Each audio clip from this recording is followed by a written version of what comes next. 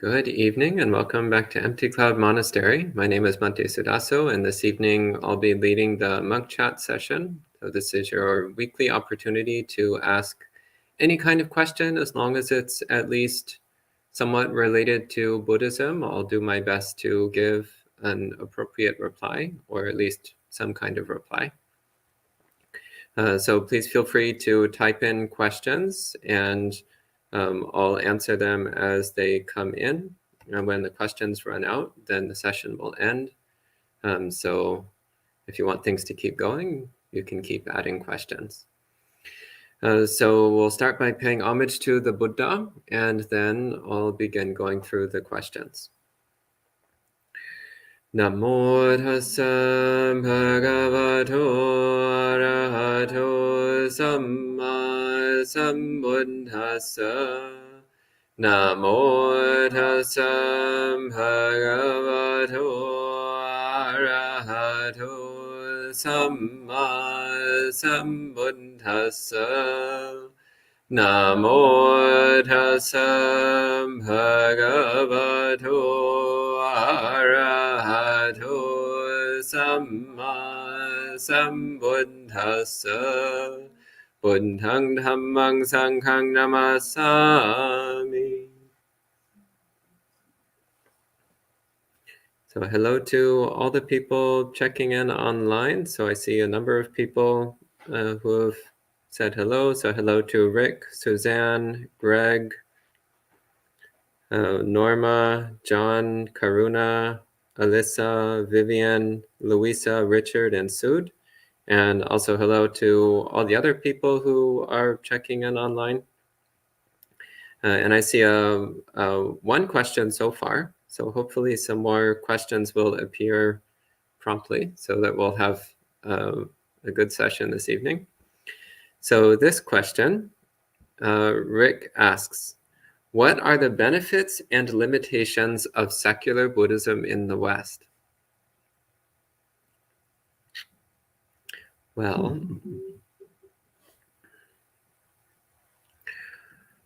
first we need to define what we mean by the term secular Buddhism. So I actually find this term quite strange, to be perfectly honest. Like if somebody says, oh, I practice secular Islam, people would quirk an eyebrow and be like, wait, what? Or that, oh, I practice secular Catholicism. It's like, what does that even mean? Like, what are we even talking about here? So the word secular, in this sort of context, the word secular normally has the meaning of non-religious, something which doesn't have anything to do with religion or spirituality. So saying secular Buddhism is actually very strange, because Buddhism is in fact a highly developed spiritual system. It's a highly developed religion. It's actually one of the oldest surviving religions in the world. So talking about a non-religious religion or a non-spiritual spirituality just doesn't really make a whole lot of sense. So I actually find the whole concept of secular Buddhism quite strange, because if something is secular, then by definition it's not Buddhism. So it's already a bit of a problem, just the mere fact that we're talking about something called secular Buddhism. That said, normally when people use the term secular Buddhism, they're referring to a relatively broad and varied category of people who have chosen to adopt certain limited aspects of the Buddhist teachings, usually specific aspects of meditation practice, while discarding pretty much everything else.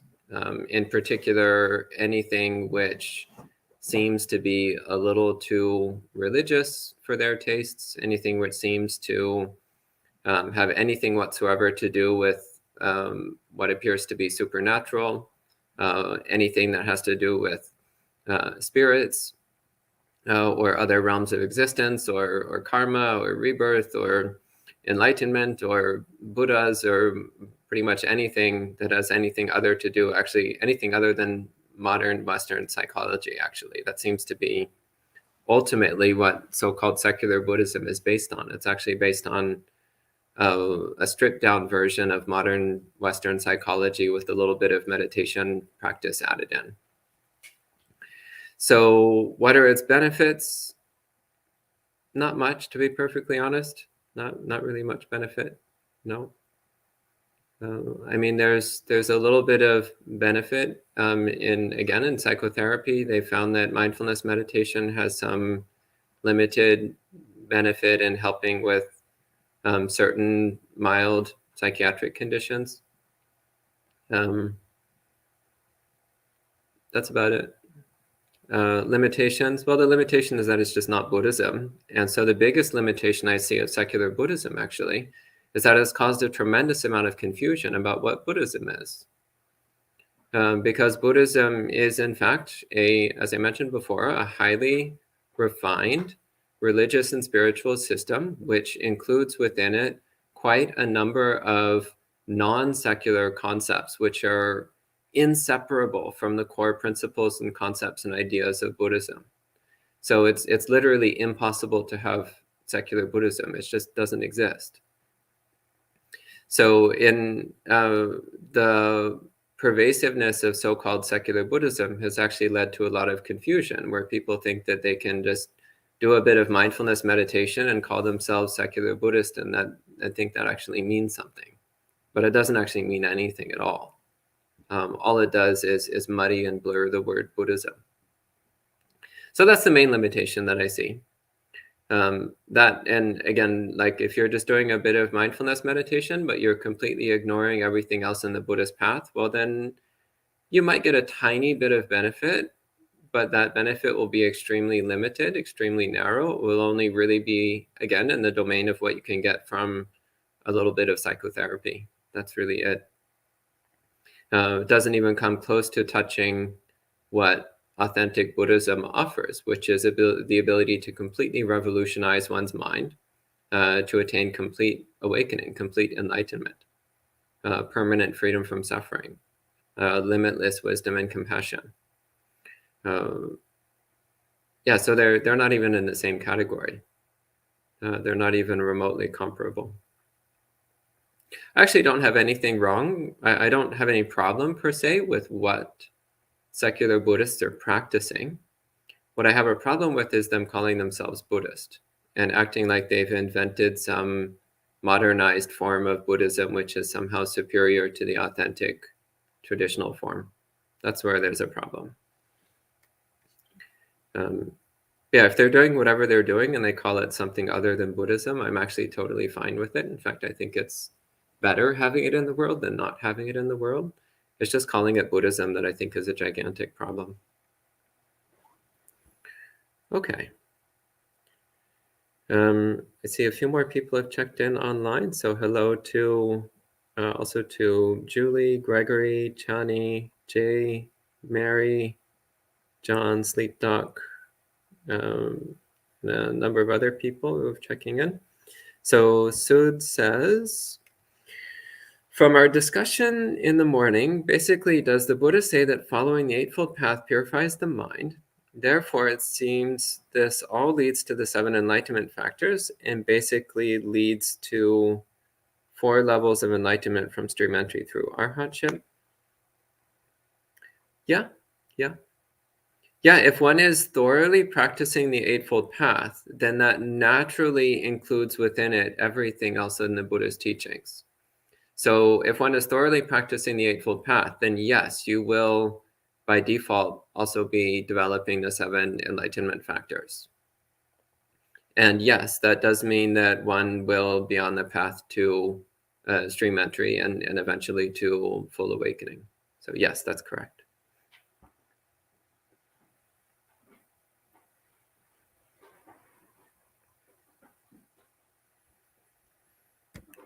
And John says, how can we develop sammaditthi as a normal person without direct knowledge of the workings of karma and the realms? Well, it starts with intellectual right view. So by learning the Dhamma, so reading the suttas, listening to Dhamma talks, having Dhamma discussions with monastics, these are things which help to develop intellectual right view. then based upon that, we start to observe in our own life what we are capable of directly observing. So we can directly observe things like anicca, dukkha, and anatta. So the three characteristics, we can directly observe that in every moment of our life. As for karma, we can actually observe that to a limited extent. Because we can observe the process of cause and effect as it unfolds in our experience. And we can observe how our choices produce corresponding consequences. We can reflect how our current conditions are strongly based upon the choices we've made over the course of what we can remember. So from that, we can get some confidence in causality as being an underlying principle that shapes our experience. And from that, then we can extrapolate karma as something which operates over larger scales in a more profound way. But yeah, what it starts with then is, again, we start with studying the Dhamma, and then we start with observing what we can observe. So observing the Four Noble Truths, observing the three characteristics, practicing the Buddha's instructions and observing the results. These are all things which build up our faith and our confidence and help us to more clearly understand what the Dhamma is talking about. So that then things like the working of karma and the other realms, eventually it gets to a point where we realize that we actually already understand it. Even if it's something which is difficult for us to directly perceive, we understand how it fits in with our experience.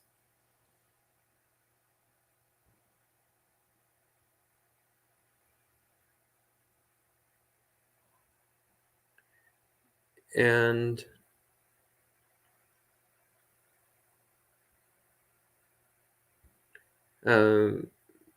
Chani says, does Buddhism believe in ghost or spirit?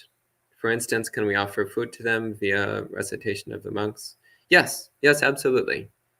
Yeah, the Buddha spoke about many different realms of existence, which does include, in the lower realms, there are the realms of the ghosts, and farther down, so ghost is peta in Pali, and farther down there's the spirits that live in the hell realms.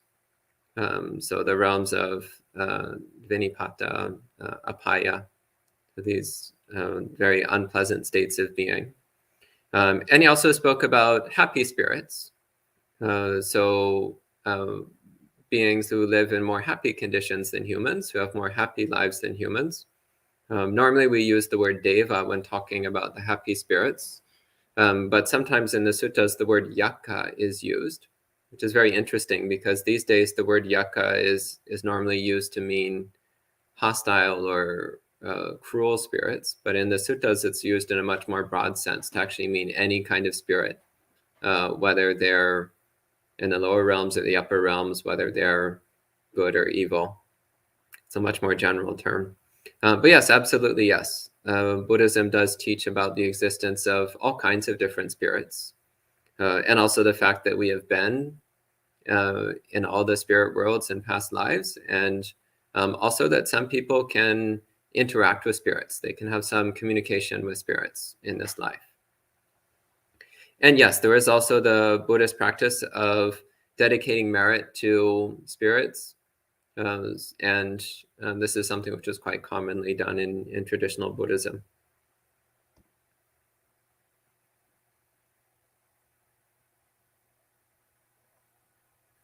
And Norma is saying that the word secular, so Norma says, secular is a layperson, I thought, and they quote one definition of the word secular as meaning within the context of the Christian church, someone who is not subject to or bound by religious rule, not belonging to or living in a monastic or other order.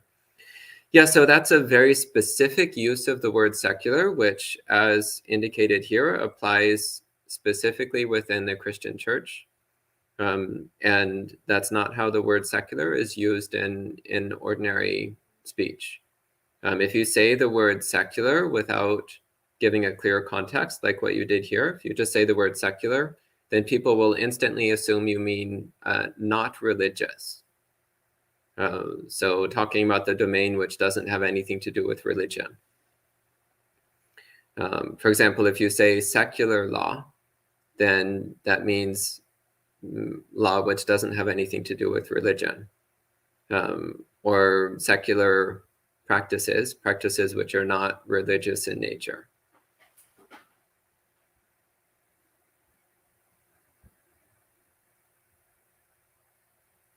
Suzanne says, the mechanistic view includes an idea that the brain's default setting is to judge.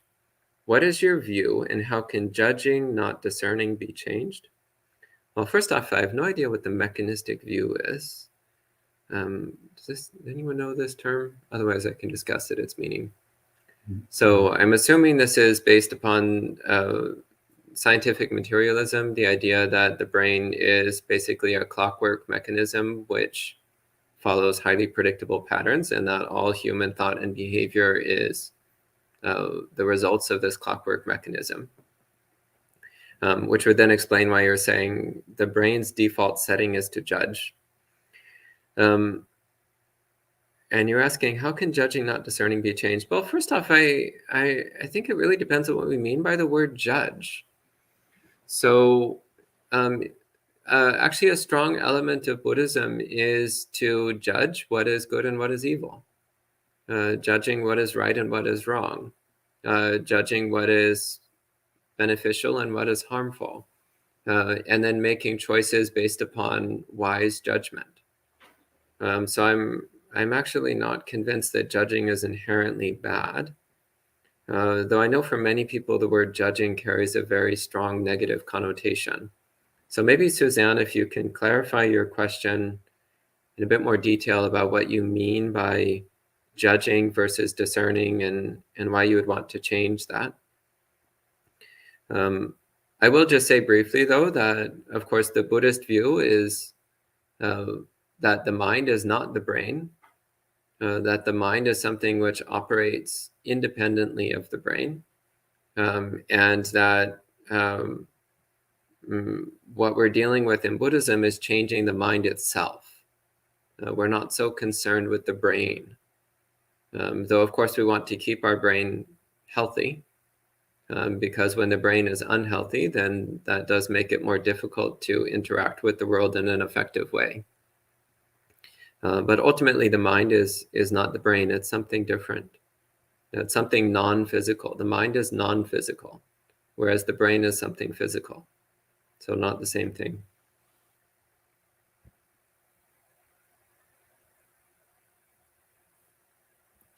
When I see there's many questions, okay. I'm going to go through these a little more quickly then. Wasabi says, is equanimity a result of practice, or can it be intentionally cultivated? Both. And they say, if so, how do I intentionally cultivate it? Watch whenever you're having any kind of sensory experience, which is almost all the time. Whenever you're having a sensory experience, watch the tendency of the mind to react. So noticing how the mind tends to react with either desire or aversion. And try to just stay with the direct experience and perceive that direct experience as simply neutral information. Not pleasant, not painful, just neutral information. So training the mind in this way, you'll start to develop equanimity.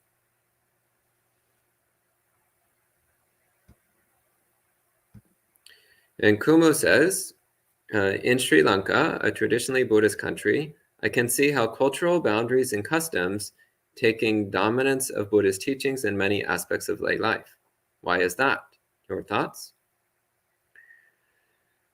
Well, because to be perfectly honest, the Buddhist teachings are extremely inconvenient, and they're actually not particularly conducive to social order. They're not necessarily well designed for making smoothly operating societies, because that isn't their purpose. The purpose of the Buddhist teachings is to lead people to complete awakening for those who are interested. So its purpose is not to create a functional society. Its purpose is not to foster social order. I mean, to some degree, if people are practicing the Buddhist teachings well, then because they will then tend to be kind and generous and friendly and so on, then that does tend to support a certain degree of social harmony, a certain degree of social goodness. But that's not the main purpose of the Buddha's teachings. And also the Buddha, again, he taught something very specific and precise, which is a spiritual path that leads to complete awakening. And the truth is, most people actually aren't much interested in those sorts of things. Maybe a little bit here and there, but most people they're much more interested in doing other things which they perceive as more fun, or more important, or more interesting. So that's what they focus on. And so you're saying that in Sri Lanka, cultural boundaries and customs take dominance over the Buddhist teachings in many aspects of life.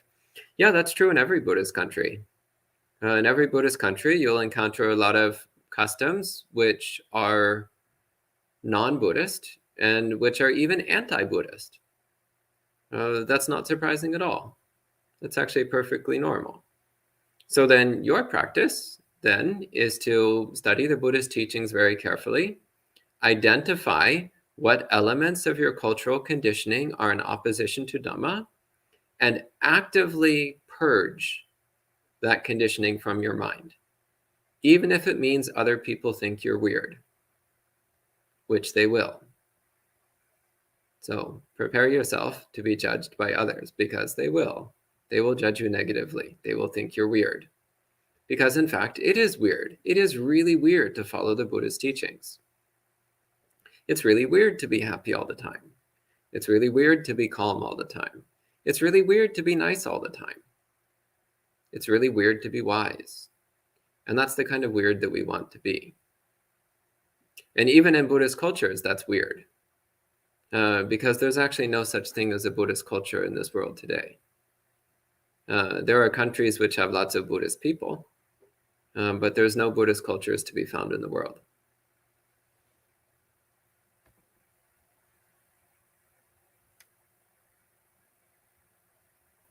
Tannik says, what does it mean that wisdom arises? It's very hard to grasp that knowledge I can learn that's not from books or study. So wisdom arising refers to one has a direct personal experience of the Dhamma. So for example, when one directly observes the impermanence of one's entire body and mind. So this is not a concept, it's a direct feeling.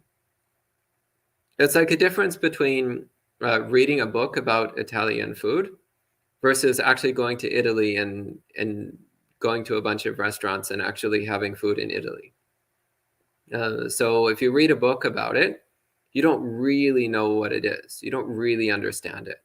But when you're actually putting the food in your mouth, then you have a direct experience. And that direct experience is far beyond the mere words. But the words that you read in the book helped guide you to that point. So similarly, when we study the Buddhist teachings, it's like reading words about food. We kind of get the general idea, but it's only once we actually put the food in our mouth that we really understand. In the same way, when we study the Dhamma, we get the general idea of what the Buddha was talking about. But it's only when we train the mind to directly see the world in the way the Buddha is saying, only then do we really understand what he was talking about.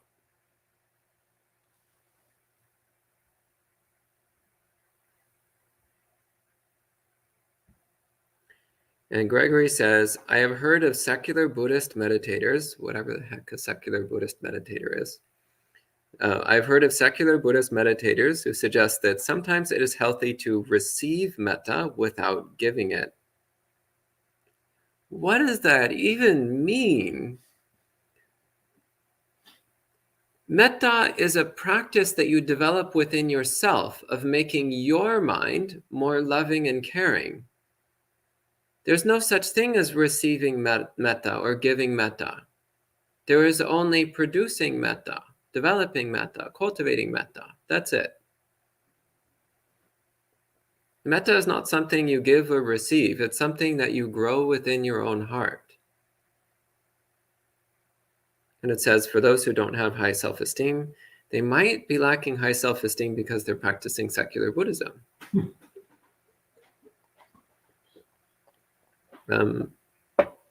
Okay, that was harsh.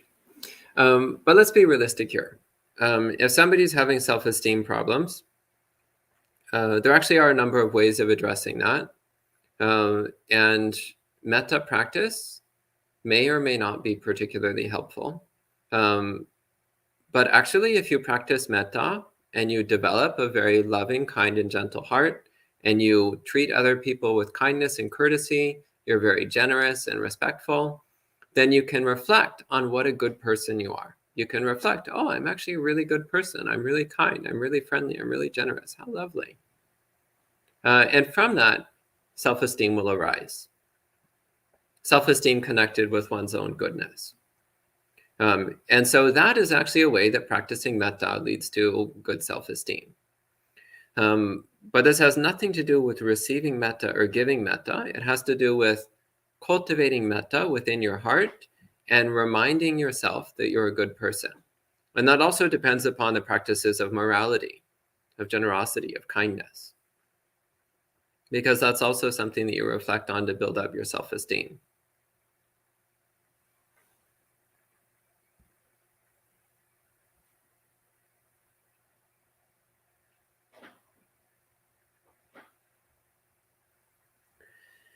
Kumo says, Bante, can devas protect us? How would they choose who to protect? Those that are living wholesome lives, doing wholesome deeds? When talking about devas, I find it's often very useful to help understand what is going on. It's useful to replace the word devas with the word friends. So can friends protect us? Yeah, absolutely. How would they choose who to protect? Well, they protect their friends, of course. Those that are living wholesome lives, doing wholesome deeds, yeah, generally speaking, yeah. Yep. Yeah. Yeah, it's also, there's actually a quite old Buddhist practice of invoking the Dharma protecting devas. So just gently reminding the Dharma protecting devas that they do in fact have a practice of protecting those who live lives of Dhamma, and asking that they watch over you, that they protect you. And actually, I think that this practice works, to be honest. Again, the same way as if you call your friend and you ask them to help you out, then they might help you out. So in the same way, it doesn't hurt to call the devas and ask them to help you out. And they might listen and they might do something. Exactly how they do what they do is not always easy for us to perceive, but it doesn't hurt to ask.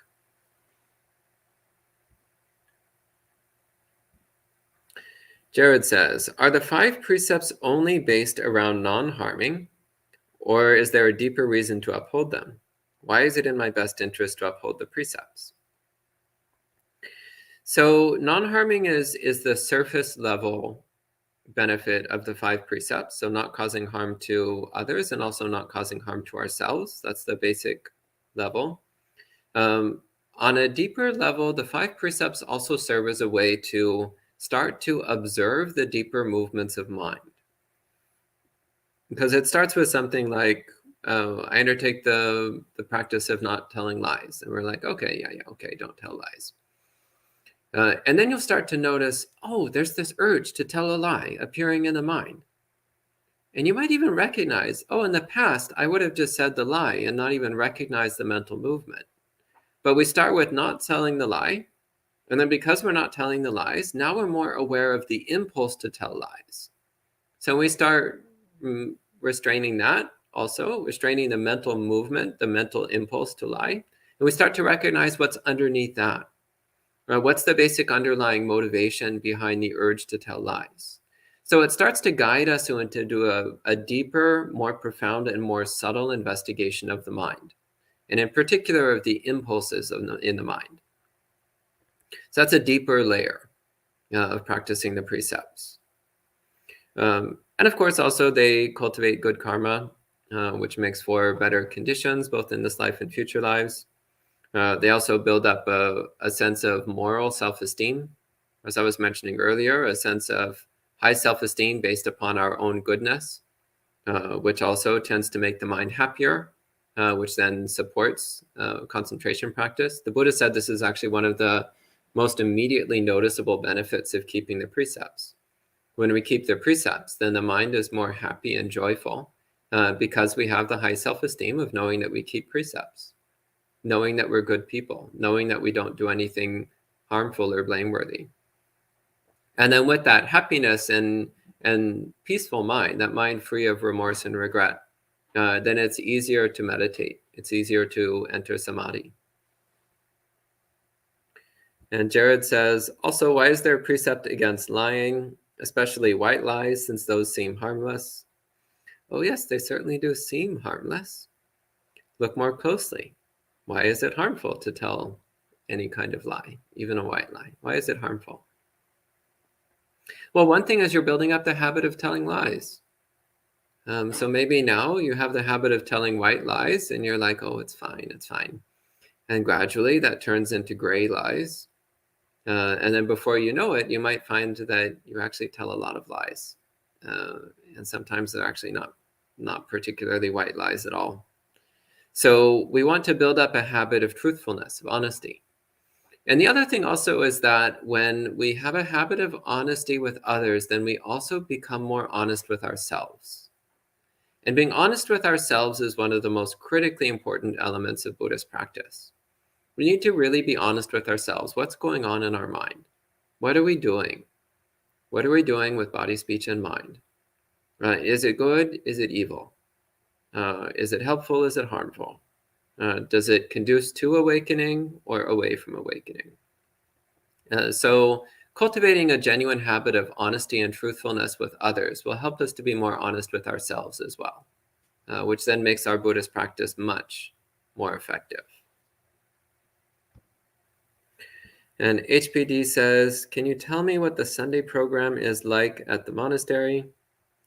Well, I can tell you what it's like from my perspective. I imagine it's a little bit different from the perspective of people who come to the monastery. Sunday program in the morning, large group of really nice people show up in the morning and put together a big lunch for the community. A really lovely group of people, usually really joyful and happy, friendly people. Then after lunch, we take the precepts. There's usually a Dhamma talk and a couple hours of meditation practice, Dhamma discussion. Many of the people who are in the morning stay for the afternoon, but also some people come to just the morning or just the afternoon. Yeah, so it's an opportunity to practice the Eightfold Path together. Yeah, the mornings tend to be a little bit more social. The afternoons tend to be more silent meditation focused. But both aspects of the day are beneficial. Both aspects are wholesome. And Rick says, how do we maintain an inspired practice without getting lost in becoming? What do you mean by getting lost in becoming, I wonder? So we're actually trying to become awakened, which is a good kind of becoming. So that isn't a problem. So maybe if you can clarify what you mean by getting lost in becoming. Because actually trying to become a really good Buddhist that's actually useful. That's the kind of bhava tanha that leads to awakening. So crave being a really good Buddhist. And Mary, I'm happy to hear that your cat is okay. Good to hear it. And John says, I've benefited greatly from the practice, morally and spiritually. Good. I've been able to grow a lot, but I am stuck on seeing indulgence as a positive, or just being stuck in certain unhealthy habits. How can I overcome this knot in my path? Well, sometimes what's actually really useful is to just focus on what you have been successful in. So rather than criticizing yourself for the parts of the practice that are still difficult for you, instead focus on all the aspects of the path that you have made some progress in. Focusing on the benefits you've received, the skills that you've developed, and how good that makes you feel, and how much that makes you want to practice Buddhism even more diligently and even more completely. And then naturally, that will tend to lead to you then also being a little bit more restrained and controlled in the areas where it's difficult for you. So sometimes if some part of our practice is really hard, then rather than just keep like pounding away and pounding away and pounding away at that one spot, instead what we do is we work on developing all the other things, the things that are a bit easier for us. We work on building all of that up. And we find that as we build up all those other aspects of the path, then the part that was difficult gets lifted up a little bit as well and becomes a little bit lighter, a little bit easier. So those are a few thoughts on the matter. So next we have Suzanne clarified earlier, says, I was thinking about judging others, not wholesome or unwholesome. Yeah, I mean, the truth is that the only person who we really know is ourselves. And actually, even getting to know ourselves is quite an ordeal. So it's not really ideal to get caught up in judging other people because we often don't really understand what their situation is or what they're going through. To some degree, we can recognize when they're doing wholesome things or unwholesome things, but even then, it's not so easy. And actually, the Buddha emphasized that we should focus on our own choices, our own decisions. Rather than fixating on what other people do or don't do, we should instead focus on what we ourselves do or don't do.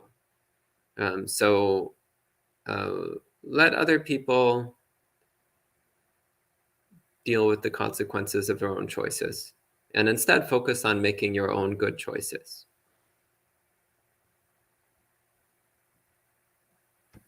And Julie says, how to develop patient endurance. Ever since I overcame flashbacks from trauma and forgave everyone from past trauma, there's no more striving and boredom from tranquility. Feeling happy and grateful, but meditating is more challenging. Oh, that's interesting. It's interesting that meditation is more challenging.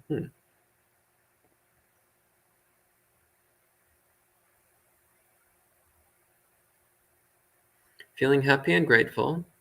Well, you can focus on the happiness and gratitude then. Focus on building that into a strong sense of euphoria and joy and bliss. And focusing on that can deepen your samadhi practice quite substantially. But I'm not really understanding the connection with patient endurance. Unless you mean in terms of the ups and downs of one's practice, and that sometimes our practice seems easier, sometimes it seems harder. But if we just keep patiently persisting, then over time, it will tend to improve. We'll have ups and downs along the way, but over time, it will tend to improve as long as we persist. And Edward says, all my friends think I'm weird. Me too. Me too. It's good to be weird in this way. Any other weird people in the room? A few weirdos? Oh, it's lovely. Not you, apparently. Okay. It's good to be in the company of weirdos.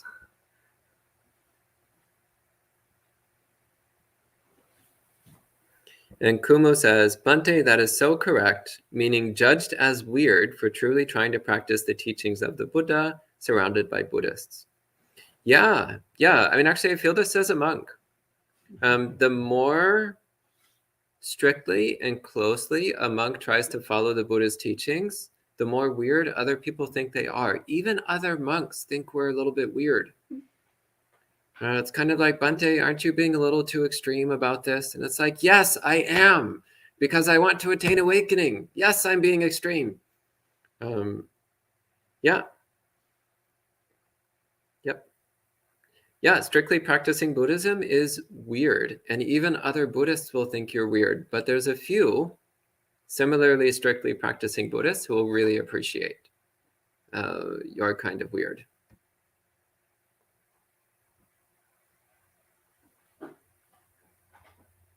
And Bhumika says, sometimes you are good to your friends, but you don't get what you feel like. So how can you continue your friendship? Sometimes you don't continue your friendship. If you actually feel like the other person is not treating you properly, then sometimes you just need to recognize that it's not really the friendship that you thought it was, and it's time for it to end. You're not obligated to keep friends for your entire life. Sometimes friendships start falling apart, and if that's how it is, if you feel like it's turning into a one-sided friendship, then that means it's not a friendship at all. And once you acknowledge that to yourself, then you can let it go and move on. In the suttas, the Buddha said, there's no company with fools. And it's better to be alone than to be with fools. So it's good to keep these in mind when we're evaluating our friends. It's better to be alone than to be in the company of fools. I actually like being alone, so for me, that's not a problem. And John says, from the Buddhist perspective, what makes someone a true adult in heart and mind? What is the benchmark for maturity? Actually, there's a great sutta on this. It's called the Buddha Bhumi Sutta. Buddha Bhumi literally means the basis of maturity. And it's very amusing sutta because in it, a group of elderly Brahmins come to the Buddha and they start criticizing the Buddha, saying, oh, you don't properly respect your elders. And the Buddha said, I don't think you understand what makes somebody an elder. He says, I don't think you understand what maturity is. And the Brahmins are kind of surprised and they're like, well, what do you mean? What is maturity? How do you define maturity? And the Buddha says when someone is full of sensual desire and aversion and they act based upon sensual desire and aversion, then even if their body is old, then they're not mature. They're just a fool. And he says, on the other hand, even if somebody is very, very young, their body is very young, very youthful, but they're very self-restrained, lots of equanimity, tranquility, serenity, self-control, not consumed with desire and aversion, not chasing sensuality, then even though that person is physically young, they can be called an elder. They can be called mature. So this is the Buddha's definition. So that, again, it's from the Buddha Bhumi Sutta, where the Buddha defines this.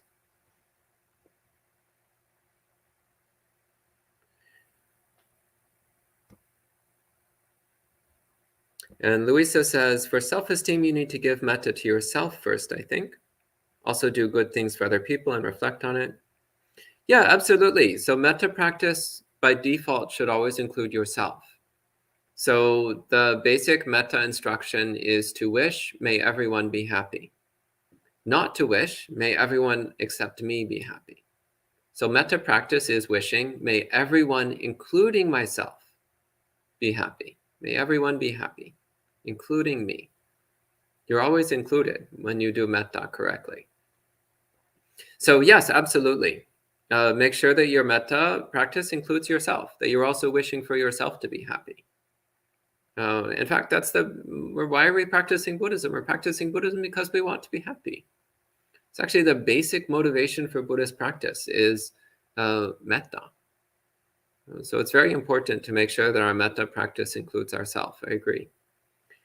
And do good things for other people and reflect on it. Yes, I mentioned that earlier. That's a very important part of self-esteem in Buddhism. And Tanik says, in Digha Nikaya 1, there's a whole set of a long list of precepts, but I seldom hear people practice those. Why? Yes, so that's called the extended description of virtue. Most of it is specifically practices for monks, not for lay people. If it's the list that I'm thinking of, it's mostly practices for monks. And actually, there's a surprising amount of overlap in there with Jainism, which indicates that list may have been influenced to some degree by the Jainist culture, which was quite prevalent at the time of the Buddha and in the period shortly after the Buddha's passing. And Jainism appears to have had some influence on the development of the early Buddhist texts. But yeah, those practices they're mostly for monks, which is why you mostly don't hear about lay people practicing them. And even many monks don't practice them. But that's what they're for. They're meant to be a more refined description of the virtuous conduct of a monk. They're not meant for lay people. They're actually quite similar to the Vinaya to some degree, the Vinaya Pitaka. There's a lot of overlap with things from the Vinaya Pitaka.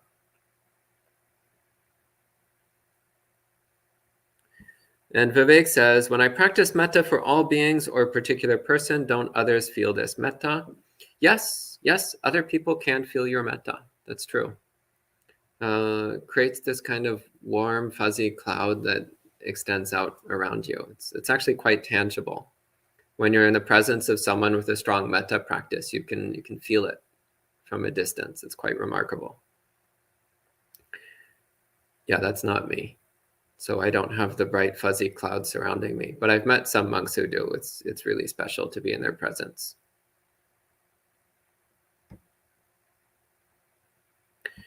And Joe asks, is it correct to say stream entry is attained when one sees all 5 aggregates as impermanent, unsatisfying, and not self?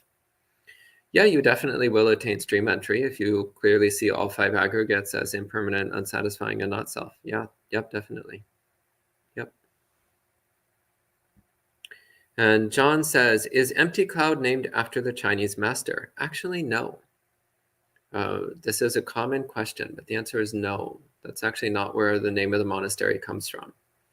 So this monastery was originally a Catholic monastery, and when it was a Catholic monastery, it was called St. Cloud Monastery. And when we acquired the property and made it a Buddhist place, we wanted to give it a slightly more Buddhist name. So we changed the name to Empty Cloud Monastery. So empty, of course, is a reference to sunyata, the concept of emptiness, which is directly connected to the concept of impermanence and non-self. And also the word cloud. Cloud is something which has the appearance of substance, but which is in reality insubstantial. If you look at a cloud, it might look like a solid thing, but if you tried to grab a cloud, your hand would pass right through it. So cloud also is a reference to impermanence, to the emptiness of things. And it's also a subtle reference to an old term for wandering monks, especially in China up until 100 years or so ago. It was common for wandering monks to be called yun shui, which means clouds and water. So the idea was that these were monks who would just drift around like clouds. So I also thought that was really appropriate. Since we have a wandering practice here at the monastery, then having that reference to wandering monks in the title also makes sense. So the connection to the Chinese monk named Shu Yun is coincidental. It's not intentional. And actually, if I were to write the name of our monastery in Chinese, I would not write Shu Yun, I would write Kong Yun. So a different word.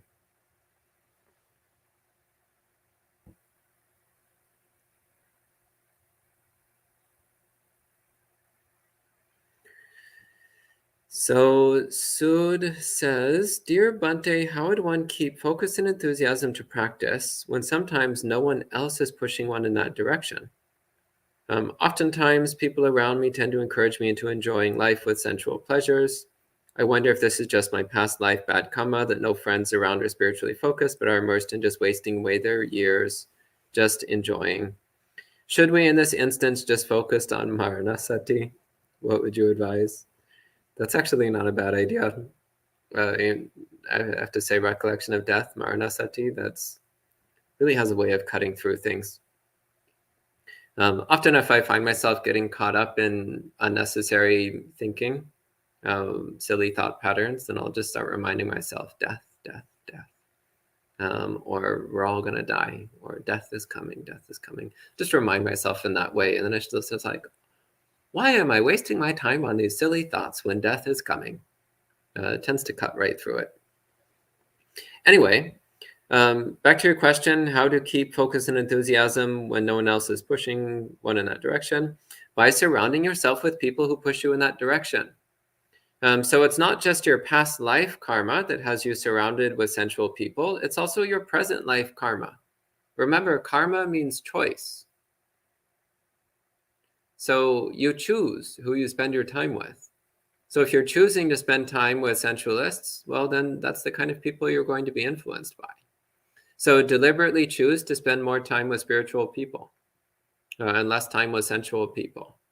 And that will tend to change your experience quite significantly. But ultimately, your motivation always has to be self-motivation. The only person you can really depend upon to be there for you is yourself. So you need to motivate yourself to continue practicing well.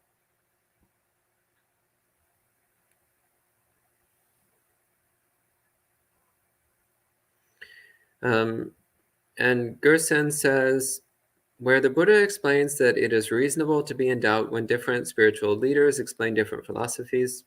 Yes, that comes from the Kesaputya Sutta, which is more commonly known as the Kalama Sutta. But the actual official name is the Kesaputya Sutta. It's a discourse in which the Buddha goes to a group of people at a town named Kalama. A group of people of the tribe of the Kalamas at a town named Kesaputti. Is that right? Wow, I have that backwards. Is it the town or the people? Which name is which? I think the people, because all our Kalamas. The people were Kalamas and the town was Kesaputti. So. Okay. Anyway, so whichever it was, the Buddha goes there, and these people were saying that there's always different spiritual teachers coming through, and they teach different doctrines that are mutually contradictory, and that people don't know what to believe. And the Buddha starts off by saying, well, of course you don't know what to believe. Of course you're confused. Because it's confusing when different teachers keep telling you different things. Of course you're confused. And then the Buddha went on to give them a set of practices to investigate their own experience to come to some understanding of the Dhamma. And actually what he focuses on is morality. He focuses on looking at your own experience. When somebody's mind is full of greed, hatred, and delusion, what do? Are they going to kill and steal and cheat on their partner and tell lies and use intoxicants and cause lots of harm for themselves and others? And the people of Kalama were like, yeah, probably, yeah.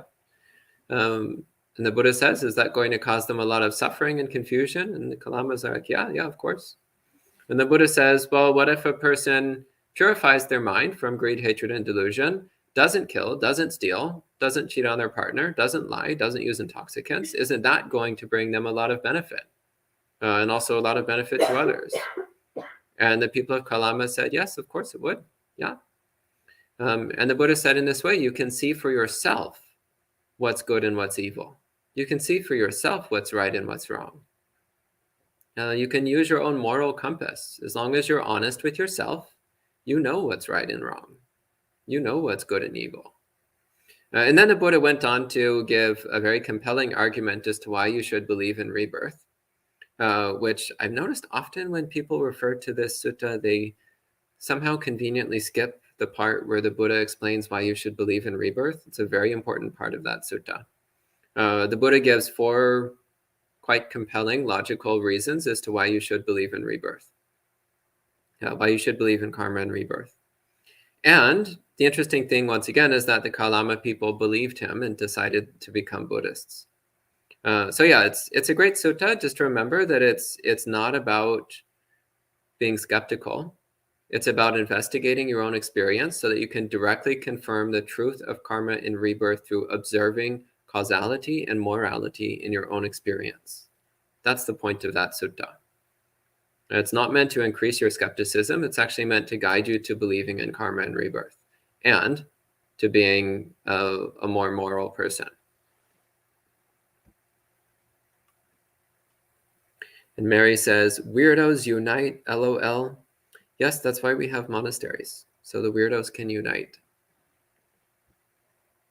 In fact, the only non-weirdo left the room a few minutes ago, so I think that says something. Non-weirdos are also welcome here, by the way. They just might feel a little bit out of place sometimes. So, and Luisa says, let's all be weird together. Yes, that's why we have monasteries. Yep. Yatesh says, dear Bante, you should speak slowly, slowly. Not with the volume of questions that are coming in. I have to speak quickly or else we're not getting through these questions. Sorry, Nitesh. But you can watch the replay on slow speed if you like. And Manal says, I have stopped listening to music while working out. Congratulations. That's really good. Yeah, I have to say, nothing will destroy your meditation practice like listening to music all the time. So Mano says, it was high time to practice guarding this sense. I still enjoy listening to some gentle music that is melodious. I have begun to swap out the songs which I typically listen to on occasion with the 3 refuges or 5 precepts chant, but I get carried into the melody, a rising pleasant feeling. How can I help my mind to be more aware of these sense arousals? Well, it sounds to me like you're already getting a general sense of things. You're already aware of what's going on in your mind when you're listening to music. I do agree that migrating your music patterns towards Buddhist chanting is a great choice. Some Buddhist chanting in particular can be quite enjoyable. And in that case, focus on what it is. So it's not just meant to be a substitute for music, though it does serve that function. But it's meant to be a reminder of the Buddha's teachings. It's meant to be a way of helping to focus the mind on the Buddha's teachings so that we're not getting caught up in other things. So that will help you stay focused. And yeah, if you're noticing sense arousal happening, well, then just notice it happening and notice the causal connection. And eventually, you'll start to make the connection. When I listen to this kind of music, then I experience sense arousal, which is disturbing and agitating and unpleasant and uncomfortable and weakens my practice. Therefore, I'm going to stop listening to things which are agitating and disturbing. So that will just naturally, over time, you'll start letting go of the things which are agitating and disturbing. And wow, there's still lots of questions. A very lively monk chat this evening. Joseph says, what are perceptions? How does one train the mind? How does one train to be mindful of perceptions, and how do perceptions have the nature to arise, has the nature to cease? So it depends on what you mean by perception. If by perception you mean the Pali word sanya, I actually prefer to translate the word sanya as identification or recognition. Because properly speaking, sanya is the process by which we put a label on our experience. So it's when we conceptualize our experience. We turn it into an abstract concept in the mind. This is what sanya is. So you can notice this happening when you pull from the direct felt experience into abstract conceptualization of the experience. That's the sanya process. And it's actually quite destructive, especially if you're not catching it when it happens. It's quite destructive because we think we're still in touch with reality, but we've actually lost touch with reality. We're just living in our mental world, our concepts, our abstractions in the mind. So really try to stay with the direct felt experience. This is part of why mindfulness of the body is so critically important. Because it helps to keep you from getting lost in sanya, lost in this tendency to generate mental concepts and abstractions of things.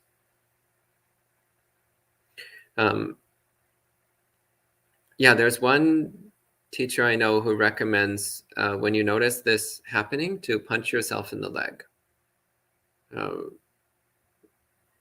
My preceptor recommends a slightly gentler approach, which is to just like push your thumbs together, or like push your finger into your hand. So just something gentle, which gives you a strong sensation in the body to focus on. Sometimes that can help bring the mind back to the body, pull it out of its little abstract world. And yeah, everything that has the nature to arise has the nature to cease. That's just another way of saying to pay attention to impermanence. Pay attention to the constant change in things. Every experience lasts for just a split second and it's already gone. So noticing that.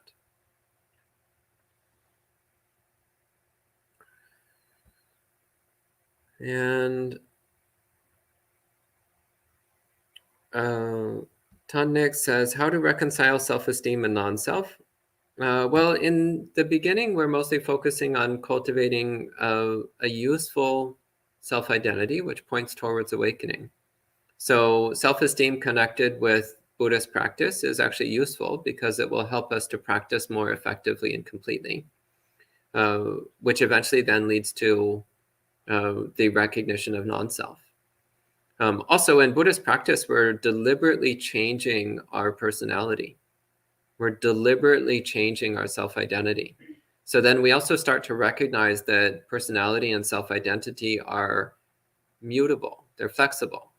They're not solid. Therefore, they're not our true self. So that also helps us to recognize non-self.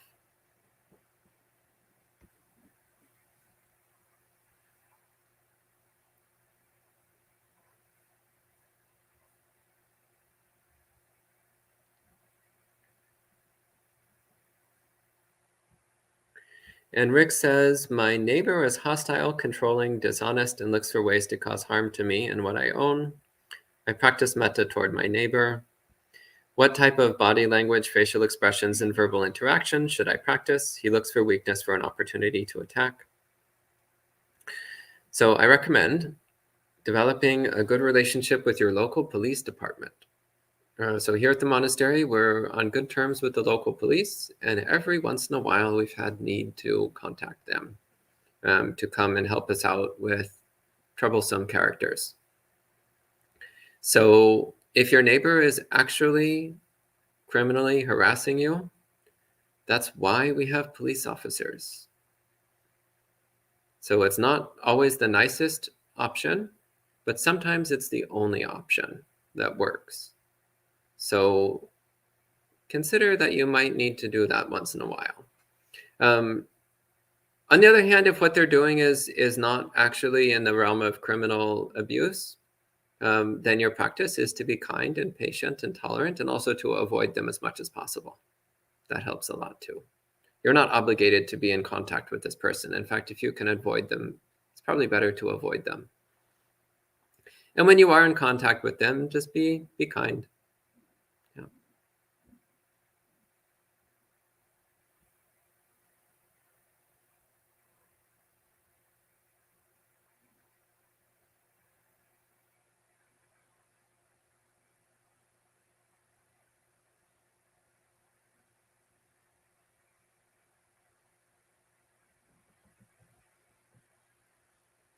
And Praveen says, when Lord Buddha went into deep meditation, he found that there was everything shunya. Shunya means emptiness. So there is no permanent self.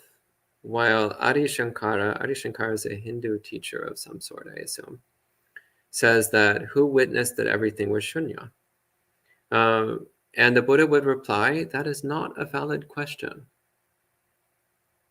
This is actually directly addressed in the Mollapaguna Sutta, where somebody keeps asking, who is it that feels? Who is it that thinks? Who is it that perceives? And the Buddha replies, that's not a valid question.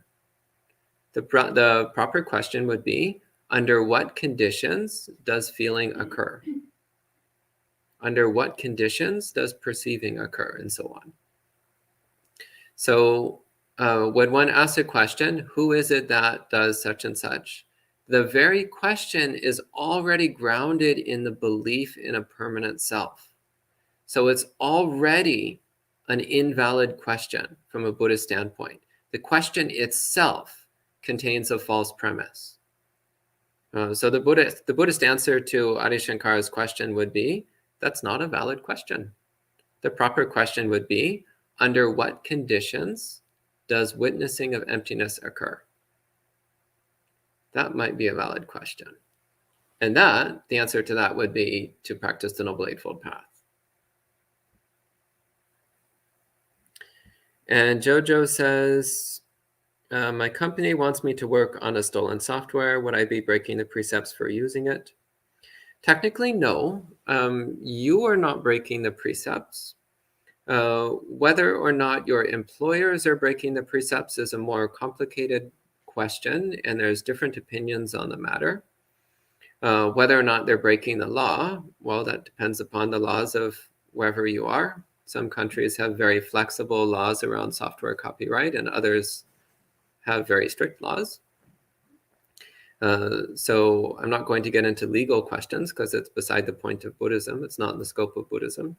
But from a strictly moral standpoint in Buddhism, you're not breaking the precept by using what your employers are providing you with. However, if it makes you uncomfortable, then you might want to talk to your superiors about it and tell them that it makes you feel uncomfortable. And in worst case scenario, you might actually need to quit and find a job with better moral principles.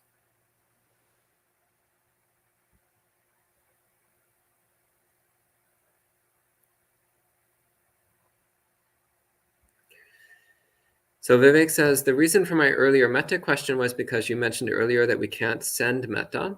Is metta something only others can potentially feel when near you? So I said what I said because I was addressing what seemed to be a basic misconception of metta. So can you send metta? Well, again, it depends what you mean by metta. I would rather say, can you display kindness in a way that other people can feel it? And the answer is yes, you can. When you cultivate loving thoughts for another person, can that person feel those loving thoughts? Yeah. Yeah, actually, I think they can. Yeah. If you want to call that sending metta, you can call it sending metta if you like. It's just a matter of words. Yeah, I mean, often what seems like disagreements, often it boils down to differences in words rather than differences in actual meaning.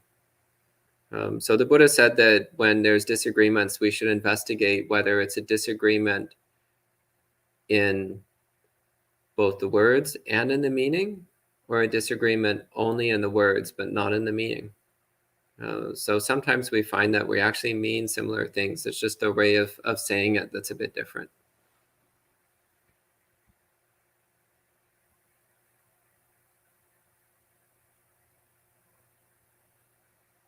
And Changma says, I always try to do what's good for all in daily life, but still something happened which I don't want. Is it because of past karma or present karma? Past karma, yeah. Technically, everything we experience is the result of past karma. This is clearly explained in a handful of suttas. Yep. And the thing is that we have innumerable lifetimes of past karma, and sometimes things pop up which is from many lifetimes ago. So even if you do only good things in this life, you might still experience some unpleasant things every now and then as a result of things from past lives, possibly even many lifetimes ago.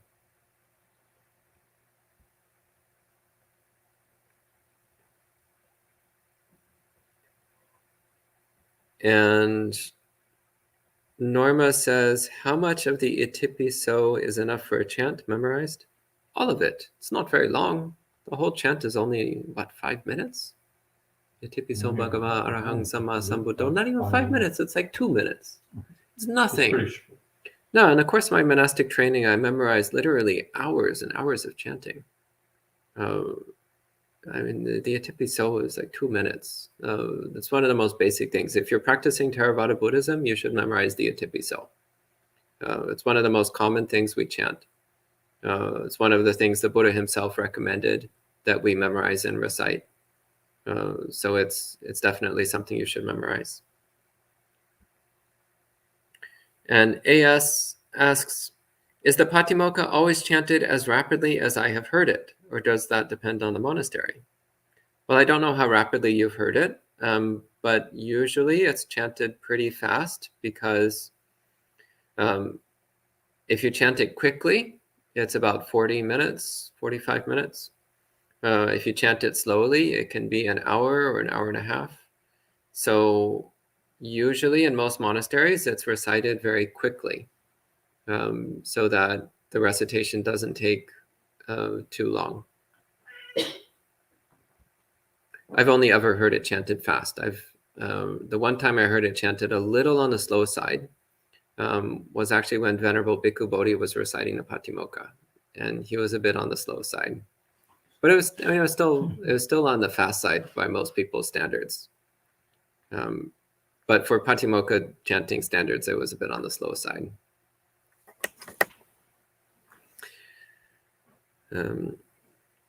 And Gerson says, where could we find Buddhist chantings? I recommend going online and searching for Buddhist chanting, and you will find lots. There's actually a lot on YouTube. I used to use YouTube to find Buddhist chanting, in fact. There's a huge amount of it available. And Sud says, what did the Buddha say are the benefits of Maranasati? Does it also lead to merit, like metta leads to merit? It does, but the main purpose of Maranasati is to cultivate a sense of wholesome urgency, to remind us to not waste time. Another reason is to overcome fear of death, recognizing that death is a natural process. It's not something to be afraid of. But that it can seriously disrupt our practice. So it's good to practice well before we die. Also, as I mentioned earlier, it's a remarkably effective way of cutting through distraction and bringing the mind back to the present moment, which is the main thing that I use it for personally. The Buddha also said it's a way of overcoming intoxication with life, which also is quite interesting. So people who are intoxicated with life usually really don't want to think about death. So thinking about death is actually the direct remedy for that particular problem.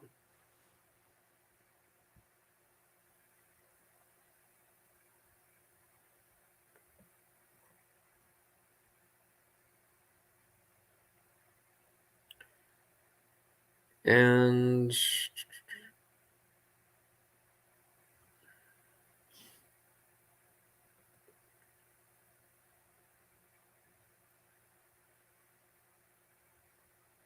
Vivek says, how should I say it properly so I'm more clear and more accurate in my language?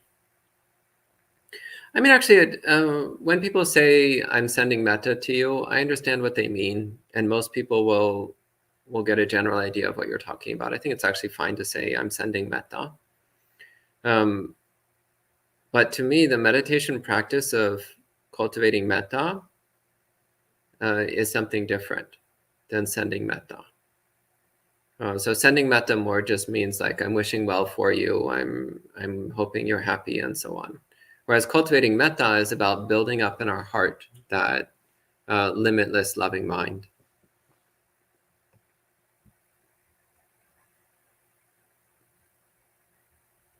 And Mary asks, how hard is it to learn Pali? Well, it depends on who you ask. How hard is it to learn Pali? I am studying Hebrew, but would also like to learn the basics of Pali. Do you recommend a website or learning aid? I've heard Hebrew is actually really difficult, but I don't know. I've never looked at it myself. I will say this, for most people, it's very hard to learn multiple languages at the same time. It's usually recommended to focus on one language until you get to a high degree of proficiency, and then start learning another language. But some people do seem to have the ability to study multiple languages simultaneously. I can't, by the way. That's not something I can do. I'm a one language at a time person. As for how hard it is to learn Pali, I actually found it pretty easy. But I had also studied Latin when I was a child, and apparently that helps tremendously because Latin grammar is extremely similar to Pali grammar. And also Latin roots are extremely similar to Pali roots. So if one has a background in Latin, then that will make Pali much easier.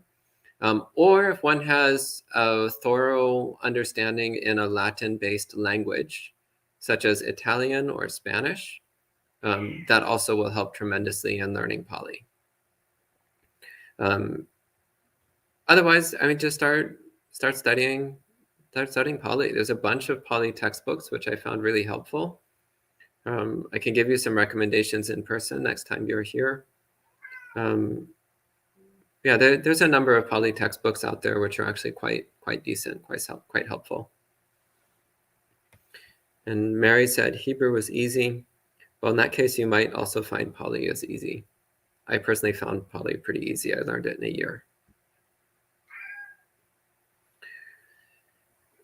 And Mary says, I studied Latin too. Okay, yeah, Pali should be pretty easy for you. And Joseph says, could you kindly speak about relinquishment of acquisitions? Awakening isn't attained. We're not trying to attain something. We're letting go of a deluded mind state. What are we looking for? Joe, you need to relax. So this is actually the thing, is the more we get caught up in also mental concepts and mental abstractions, the more fixated we are on them, then the more difficult it is to actually see the nature of reality as it is. So Buddhism is not a concept. It's not an idea. It's a direct felt experience. Again, it's much more like eating something than it is like reading a book. Buddhist practice, it's more like a physical exercise rather than a mental exercise. So relinquishment of acquisitions, well, the most basic level is letting go of physical things. So the willingness to let go of all your physical possessions. More refined level is being willing to let go of your ideas and opinions, your self-perceptions, let go of your habits, your preferences. And during meditation, it's letting go of whatever interesting thoughts appear in the mind. So that's all aspects of relinquishment of acquisition. And then noticing the tendency of the mind to try to latch on to things. And instead, don't do that. Don't latch on to things. Don't let the mind grab at things. And that's also relinquishment of acquisitions. And ultimately, relinquishment of acquisition means relinquishing our self-identity completely. Relinquishing whatever we think we are. And that's what culminates in awakening. And that's the last question online. So if there's nothing else, we'll go ahead and conclude the session at this time. Looks like that's it. So we'll go ahead and wrap up at this time with 3 sadhus. Sadhu, sadhu, sadhu. And we'll see you all next time.